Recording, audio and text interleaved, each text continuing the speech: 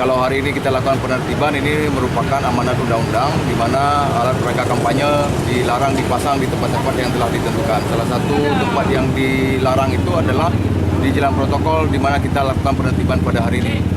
Dan sebelum dilakukan penertiban ini, sesuai dengan amanat undang-undang juga, kita sudah lakukan sosialisasi dan memberitahukan kepada partai politik bahwa mereka termasuk salah satu peserta pemilu yang melanggar ketentuan pemasangan alat peraga kampanye di jalan protokol.